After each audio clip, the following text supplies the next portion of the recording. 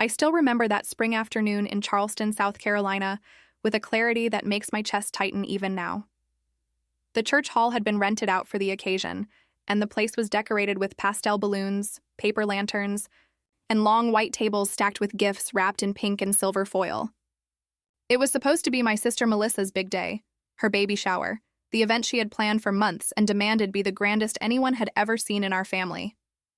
My mother, Eleanor, flitted around the room in a lavender dress, fussing over the decorations as if she were hosting royalty. She kept repeating, "This is Melissa's moment. Everyone better behave." I heard it enough times to know the words were directed at me, even though I hadn't planned to say or do anything. I had learned over the years to shrink in the corners. At family gatherings, to make myself smaller so Melissa could shine without competition. She was the golden child, the daughter who could do no wrong, the one who craved every ounce of attention like it was oxygen. But that afternoon, as I sat at the round table with my husband James and my best friend Clara, my heart beat faster than normal. I was hiding something beautiful and life-changing. For weeks, I had debated whether I should keep it private until later. But Clara squeezed my hand and whispered, "Don't let her steal your joy. This is your life too." When the time came for Melissa to open her mountain of gifts, I watched her tear into boxes filled with designer baby clothes, plush blankets, and monogrammed diaper bags. She squealed, laughed too loudly, and posed for pictures like a celebrity. My mother clapped and cheered, her eyes glowing with pride. I sat quietly, sipping sparkling water, my hand resting protectively on my belly. It was Clara who finally nudged me, whispering again, "Tell them." James looked at me, uncertain but supportive, and gave a small nod. My heart pounded in my chest as I pushed back my chair and stood up. Conversations hushed. All eyes turned toward me, though Melissa kept tearing open ribbons until she noticed the silence and turned, her smile faltering. I took a deep breath, placed my hand on my stomach, and said, "I know today is about celebrating family, so I thought this would be the perfect time to share some news. James and I are expecting twins." The room erupted in gasps and whispers. A few friends clapped in excitement. Clara squealed and hugged me tightly, but Melissa's face twisted into something unrecognizable. Her eyes widened, her mouth curled downward, and her knuckles turned white as she gripped the edge of the table. In one horrifying motion, she stood, stormed toward the dessert table, and grabbed the silver cake knife that had been laid out beside her three-tiered strawberry cream cake. She spun around and pointed it directly at my belly, her voice sharp and venomous as she screamed, "You stole my life. You stole my babies. You always take everything from me." The room froze. Gasps turned into shrieks. Guests scrambled back, chairs screeching against the polished floor. I stood paralyzed, my hand instinctively clutching my stomach. James leapt. In front of me, his arms outstretched, his body a shield. Clara was already dialing 911 with trembling hands. My mother rushed forward, not to protect me, but to calm Melissa, crying, "Sweetheart, put it down, please. Don't let her ruin this for you." Those words cut deeper than the sight of the knife itself. Even in that terrifying moment, my mother managed to frame it as me being the problem, the saboteur of Melissa's spotlight. I had lived that narrative all my life, but hearing it said while my unborn children were being threatened felt like a blade to my heart. Melissa's eyes darted wildly around the room. She held the knife aloft, shaking with rage.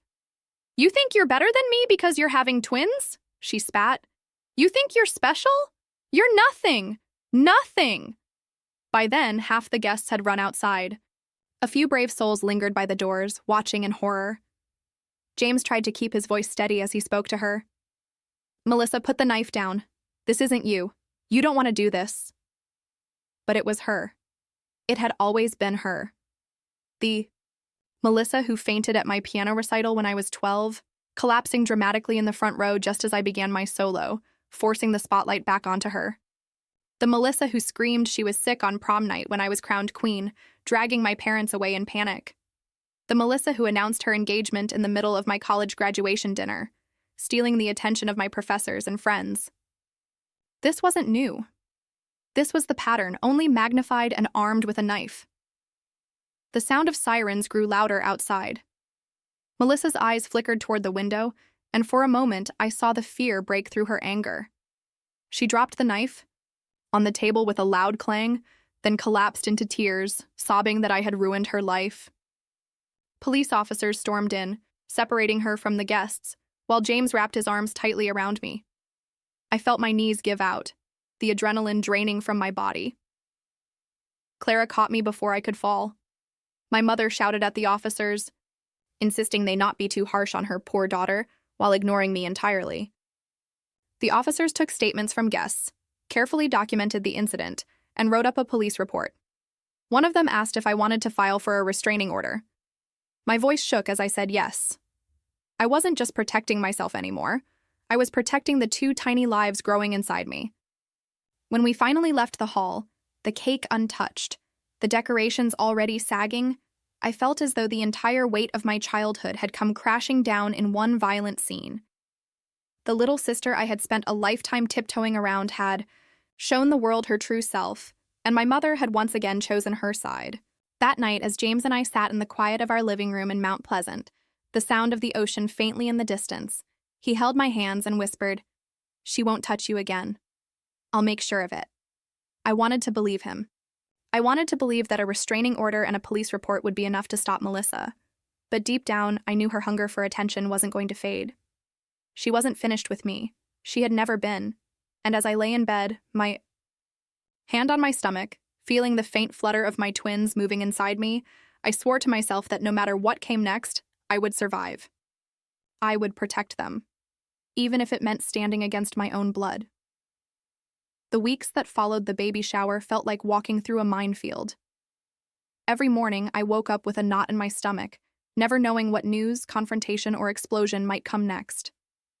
The restraining order against Melissa had been granted, but a piece of paper didn't erase a lifetime of sabotage, nor did it silence my mother's unwavering devotion to her favorite daughter. If anything, it made Eleanor even more hostile toward me. One evening, about 2 weeks after the shower, I was in my kitchen in Mount Pleasant, trying to cook something simple that wouldn't aggravate my nausea. James had just gotten home from work, loosening his tie and chatting about his day, when the front door flew open. Eleanor didn't knock, didn't call ahead. She stormed into my home as though she owned the place. Her heels clicked furiously against the hardwood floor as she marched straight into the kitchen. Before I could even greet her, she raised her hand and slapped me across the face so hard that I staggered backward against the counter. My cheek burned instantly. "You humiliated my daughter," she screamed, her voice shaking with rage. "You've always been jealous of her, but this time you went too far. Announcing your pregnancy at her shower, expecting twins? Do you know what you've done to her?" James was across the room in an instant, pulling her away from me. His eyes blazed with fury as he shouted, "That's enough, Eleanor! You don't get to come into our home and put your hands on her." But she only twisted in his grip, shrieking that I had destroyed Melissa's moment. I stood frozen, one hand against my cheek, the other on my stomach. For years I had endured her insults and favoritism, but that night it became physical, and something inside me finally broke. I told James to call the police. The officer who arrived looked weary, as though he had seen this kind of family disaster too many times before. Still, he took my statement, and when I pressed assault charges, Eleanor's face drained of color. She muttered something about betrayal and stormed out, but I didn't chase her. I had finally drawn a line, and though it terrified me, it also felt like reclaiming a piece of myself. I thought things might calm down after that, but I was wrong. That incident was just the beginning. The betrayal that followed cut deeper than I could have imagined. About a month later, I started receiving strange messages from strangers on Facebook. They referenced things no one outside my doctor's office should have known. My blood pressure spikes, the gestational diabetes diagnosis I had only just received, and even the tentative due date the doctors had calculated.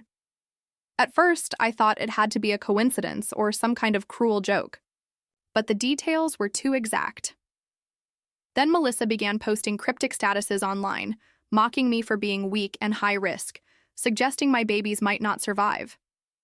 She sent emails dripping with venom, taunting me with private information about my health. I felt stripped bare, violated, as though someone had taken the most intimate details of my life and weaponized them against me.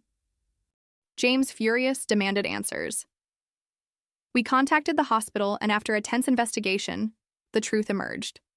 Melissa had gotten hold of the information through her fiancé's cousin, Daniel. He was a nurse at the hospital where I received prenatal care. Without permission, without any right whatsoever, he had accessed my medical records and leaked them to Melissa. When the hospital administrator sat us down and explained what had happened, I felt sick. I had trusted that system to keep me and my babies safe. Instead, someone within those walls had betrayed that trust for Melissa's benefit. It was a violation not just of privacy, but of my sense of safety. James pushed for immediate legal action, and thankfully, the law was on our side. Daniel was arrested and charged with HIPAA violations, his career as a nurse collapsing overnight. I didn't feel triumphant, only hollow. The damage was already done. My private health struggles were out in the open, dissected by strangers online, used as ammunition by my sister in her campaign of cruelty. But Melissa didn't stop there. Once she had that information, she escalated her attacks. She began stalking me online, creating fake profiles to send threatening messages. She would write things like, "You won't be able to protect them forever," or "Twins are easy to lose if you're careless." The cruelty of those words haunted me, making it nearly impossible to sleep.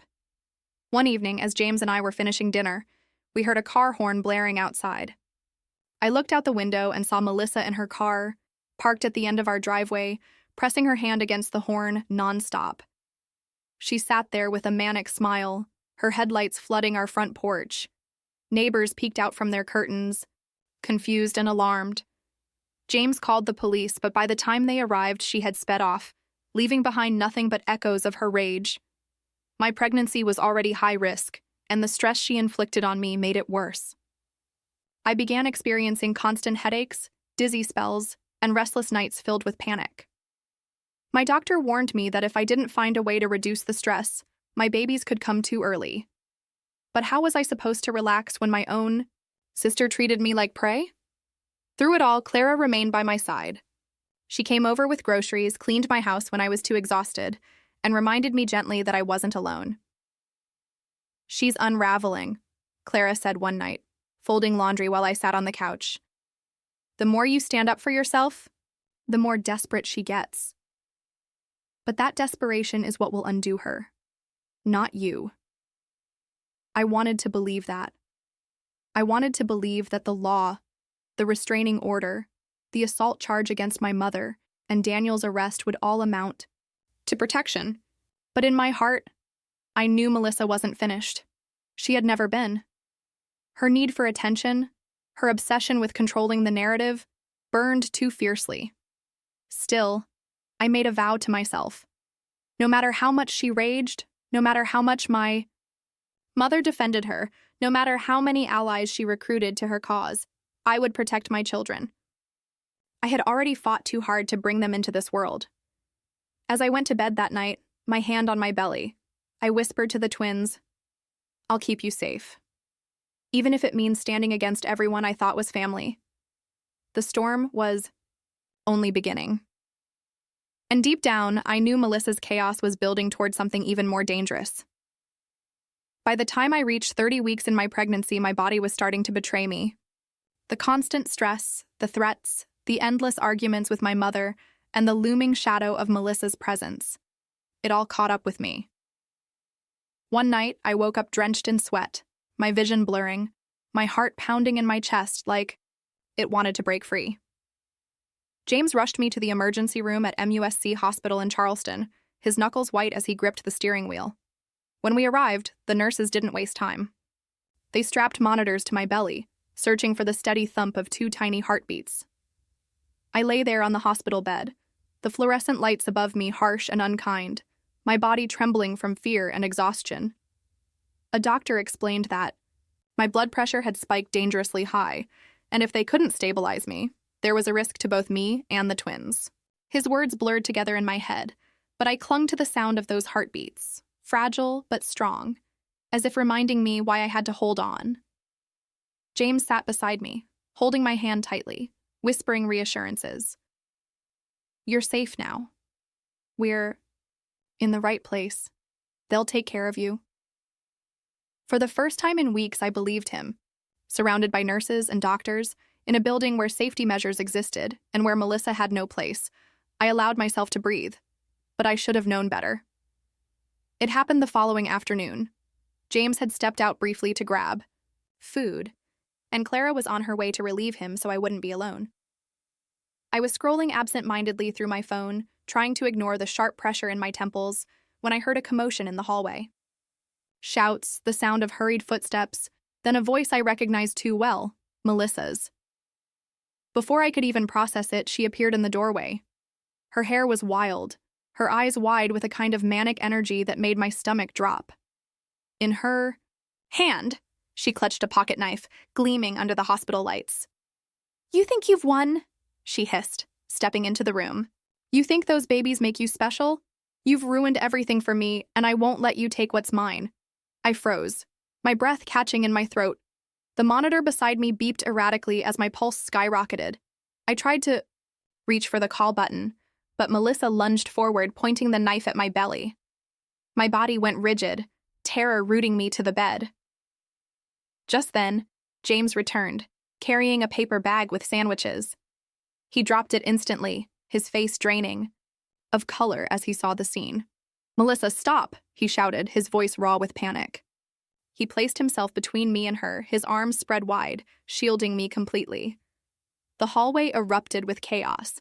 Nurses screamed for security, someone shouted "Code Gray," and within seconds, heavy footsteps thundered toward us. But Melissa's eyes never left mine. "If I can't be the center of this family," she spat, her voice trembling, "then neither will you." Security burst into the room, tackling her to the ground just as she lunged forward. The knife clattered across the floor, skidding under the bed. Melissa thrashed, screaming obscenities, spitting, fighting with every ounce of her strength. I pressed myself back against the pillows, shaking violently, one hand gripping James's arm, the other holding my stomach as though my touch alone could shield the twins. It took 3 men to restrain her. They cuffed her hands, their radios crackling, as they called for backup. Nurses hurried to check on me, their voices calm but urgent. My blood pressure had shot through the roof again, and the monitors beeped wildly as contractions rippled through my body. Melissa's voice echoed down the hallway as they dragged her away, shrieking that I had destroyed her, that I had stolen everything. My mother's cries weren't far behind. I learned later that Eleanor had been in the hospital lobby, waiting for Melissa. She had driven her there, knowing full well she wasn't supposed to come near me. The betrayal cut deep, but I didn't have time to process it then. My body was shutting down. The doctors moved quickly.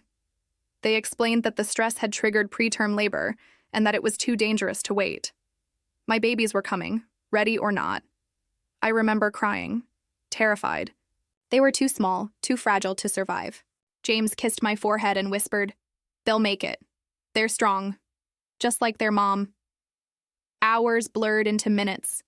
The delivery room was a whirlwind of voices, bright lights, and hands moving fast. I focused on breathing, on pushing, on clinging to James's hand as though it was the only thing tethering me to earth. And then, amidst the chaos, 2 cries filled the room, weak, high-pitched, but alive. Grace arrived first, tiny and pink, her cry no louder than a kitten's mewl. William followed minutes later, just as fragile but with a surprising strength in his wail. My heart broke open as they placed them briefly on my chest before whisking them to incubators in the NICU. I caught a glimpse of their impossibly small fingers curling and uncurling, and tears streamed down my face. "They're premature," the doctor explained, his tone steady but serious. "But they're breathing on their own. That's a good sign. We'll keep them under close watch." I nodded numbly, clutching James's hand, my body trembling with exhaustion and relief. Melissa's screams, the knife, my mother's betrayal, it all faded into background noise. In that moment, nothing mattered except those 2 fragile lives. Later, as I sat in a wheelchair beside their incubators, I pressed my hand against the glass. They were so small, their bodies covered in wires and tubes, but their chests rose and fell with each tiny breath. "Grace and William," I whispered, saying their names out loud for the first time. "You're safe now. I promise I'll keep you safe." James stood behind me, his hand on my shoulder, his voice quiet. We'll protect them together. She'll never get near them again. Melissa was transferred that same night to a psychiatric facility under court order, facing both criminal charges and mandatory evaluation. My mother tried to argue for her release, but for once, her voice didn't carry weight. The judge had seen enough. As the days passed, I settled into a new rhythm, shuffling between my hospital bed and the NICU, whispering lullabies through the glass, praying with every ounce of my being that my babies would grow stronger. Their survival became my only focus, my anchor in the storm. The scars of that night would stay with me forever. But holding Grace and William's tiny hands, I realized something profound. Melissa's chaos no longer defined me. My children did. And for them, I would endure anything. After weeks of hospital, visits, NICU alarms, and endless prayers whispered through glass incubators, we finally reached a point where the doctors told us Grace and William were stable enough to leave. The relief that washed over me was indescribable, like stepping out of a storm cellar after a tornado and realizing you had survived. But I knew I couldn't take them back to Mount Pleasant, not with the ghosts of Melissa and my mother lingering around every corner. James and I agreed. We needed a new start, far away from Charleston's drama. Savannah, Georgia, became our answer. We drove down one humid afternoon, the twins bundled in their car seats, their tiny heads barely visible beneath knitted caps Clara had made. The moment I saw the colonial-style house tucked beneath towering oak trees draped with Spanish moss, I felt something inside me shift. The wide front porch with its rocking chairs, the white shutters, the soft creak of wood underfoot, it whispered peace. It wasn't extravagant, but it was ours. We bought it for $640,000, dipping into savings we had meant for travel and renovations. At that point, nothing mattered more than building a haven. The move wasn't just physical, it was emotional. I left behind more than a house. I left behind years of trying to win approval from people who never saw me. No more forced dinners with Eleanor pretending Melissa was flawless. No more gatherings where my accomplishments were brushed aside. In Savannah, I had a chance to redefine what family meant.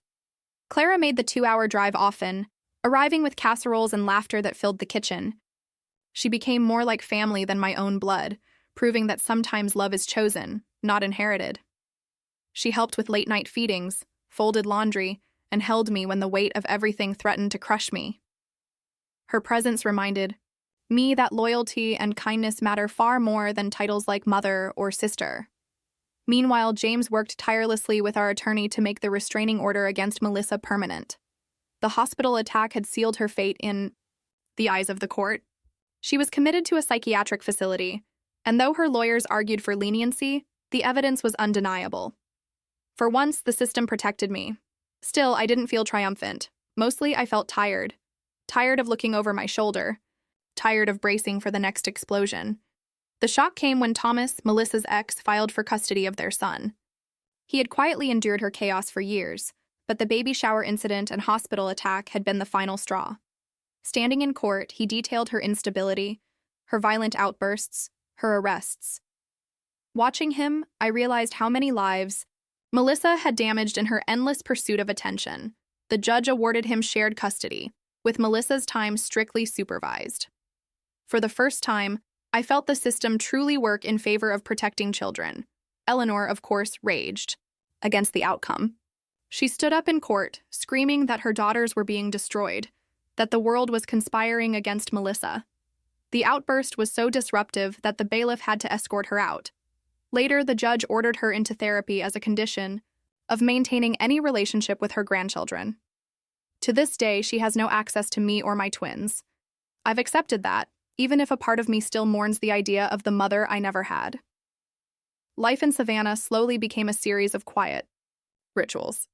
My mornings started with feeding Grace and William, then stepping onto the porch with a steaming cup of coffee. The Spanish moss swayed gently in the breeze, and sunlight filtered through the branches like liquid gold. Sometimes James joined me, his arm draped around my shoulders as we watched the twins wriggle on a blanket spread across the porch floor. Other times I sat alone, listening to the hum of cicadas, letting peace seep into the cracks that chaos had left behind. We stopped hosting large family gatherings. Instead, we chose intimacy, A dinner with Clara, a walk through Forsyth Park with the twins in their stroller, a quiet Christmas morning in our living room with stockings hung by the fireplace.